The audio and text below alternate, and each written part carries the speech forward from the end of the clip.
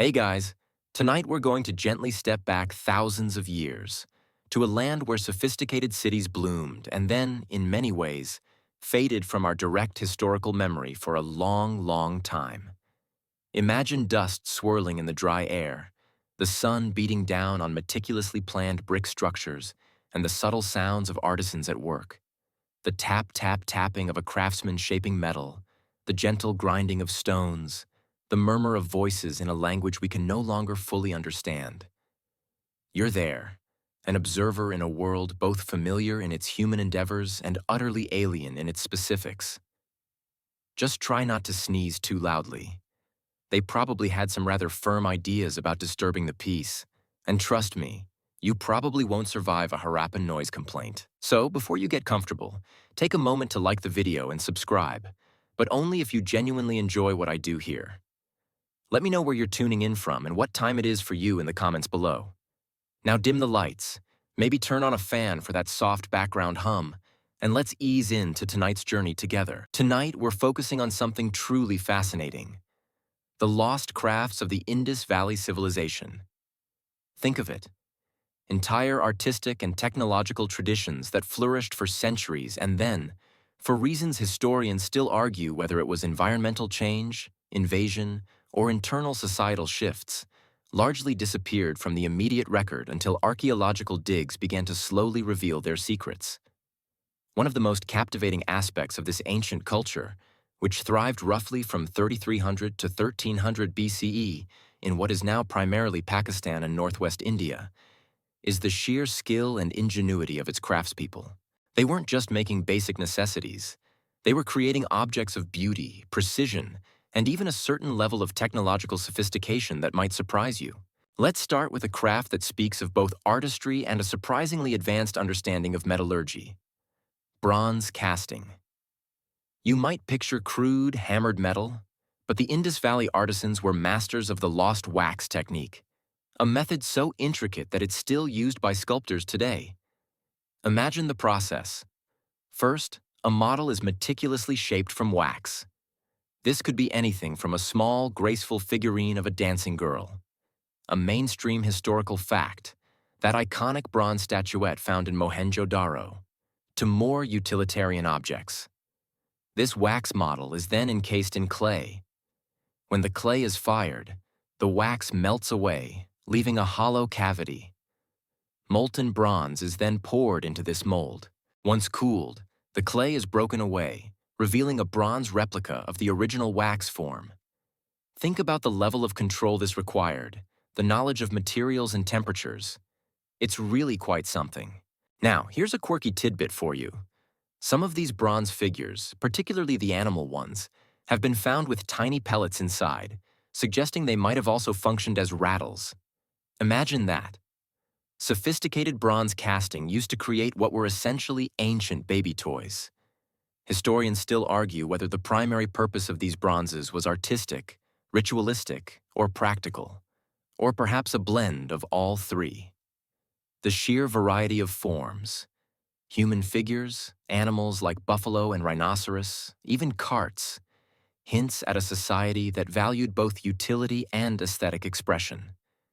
You can almost hear the gentle clinking sound of those ancient bronze rattles, a lullaby from a civilization long past.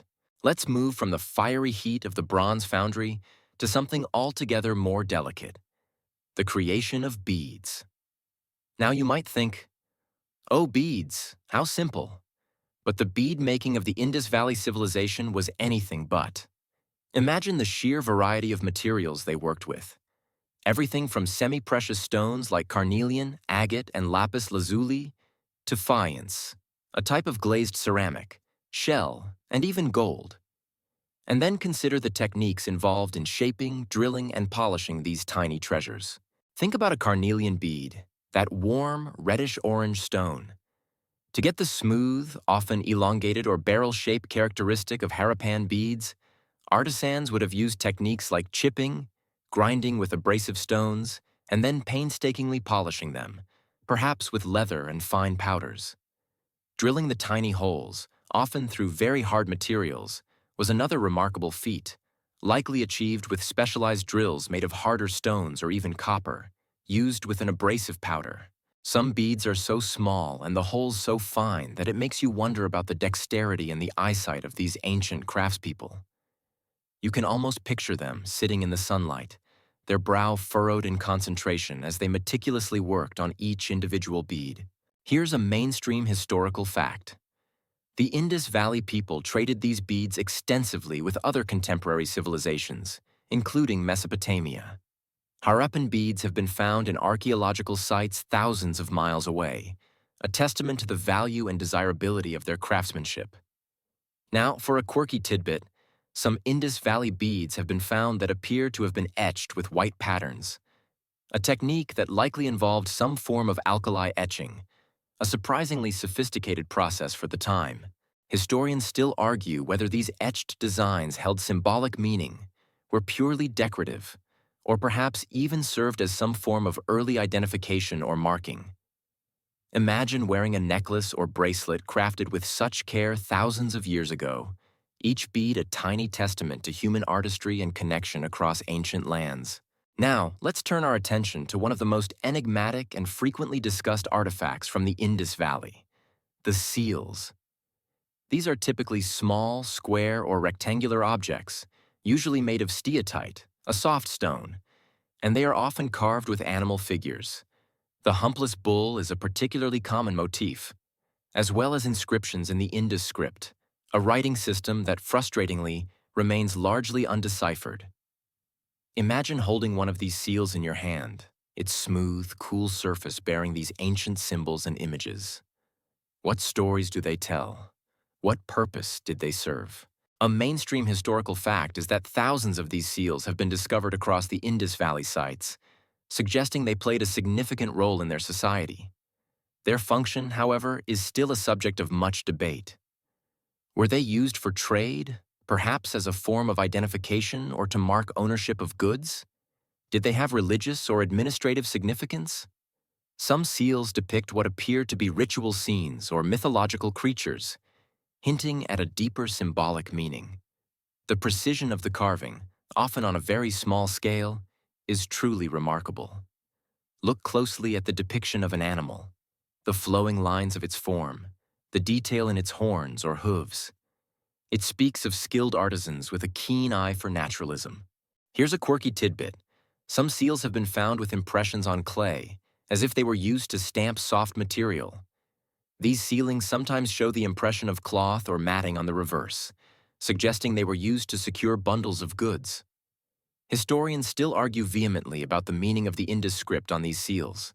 Some believe it represents a spoken language, while others suggest it might be a system of symbols representing concepts or even names. The inability to fully decipher this script is one of the great ongoing mysteries of the Indus Valley civilization, leaving these little carved objects as silent witnesses to a world we can only partially glimpse. Imagine the weight of that undeciphered message, held within such a small, unassuming object. Let's now explore the delicate and painstaking craft of Harappan beadmaking. Forget mass-produced plastic trinkets. We're talking about miniature works of art fashioned from a stunning array of materials. Imagine trays filled with rough chunks of carnelian, the waxy sheen of agate, the deep blue of lapis lazuli, and the subtle iridescence of shell. The journey from raw material to polished, drilled bead was a testament to patience and skill. Imagine the hours of careful work that would have gone into creating just one of these elongated beads, each one a tiny marvel of ancient craftsmanship. You can almost feel the smooth coolness of the polished stone in your hand. Here's a mainstream historical fact. Harappan beadmakers were particularly skilled at working with carnelian, even developing techniques to enhance its color, possibly through heat treatment. Now for a quirky tidbit. Some very long, slender carnelian beads have been found, some over 10 centimeters in length. How did they drill such consistently straight and narrow holes through such hard stone? Historians still argue about the exact methods used, but it likely involved very fine drills, perhaps made of harder stones like diamond, though direct evidence is scarce, used with an abrasive slurry and a great deal of patience. Consider the shaping process. For stones like carnelian, artisans might have begun by carefully chipping away at the rough stone to get a general form. Then would come the more precise work of grinding, likely using harder stones as abrasives, perhaps with water to keep things cool and to carry away the dust. You can almost hear the soft scraping sound, the slow but steady transformation of a rough pebble into a smooth, elegant shape. Polishing would follow, perhaps using leather or cloth and fine abrasive powders, bringing out the natural luster of the stone. Some beads have a beautiful, almost glassy finish, achieved through meticulous rubbing. Now let's shift our focus to the humble yet expressive medium of terracotta. The Indus Valley people left behind a wealth of terracotta figurines, small, hand-modeled pieces depicting humans, animals, and even carts. Unlike the more formal bronze castings or the precisely carved seals, these terracotta creations often have a more folk art feel, a directness that can be quite charming. Imagine holding a small, sun-baked clay figure in your hand, its simple form telling a silent story of the people who shaped it. Here's a mainstream historical fact. The sheer number and variety of terracotta figurines found at Indus Valley sites indicate that this was a widespread and perhaps even a popular form of artistic expression. Now for a quirky tidbit. Some of the female terracotta figurines have what appear to be detachable heads.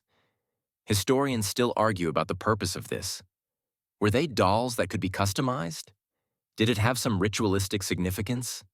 It's a small detail that opens up a whole realm of speculation about the lives and beliefs of these ancient people. Imagine a child carefully swapping the head on their little clay figure, a moment of play echoing across millennia. The simplicity of the terracotta belies the complexity of the questions these objects raise. These terracotta figurines offer us glimpses into aspects of daily life and perhaps even religious beliefs.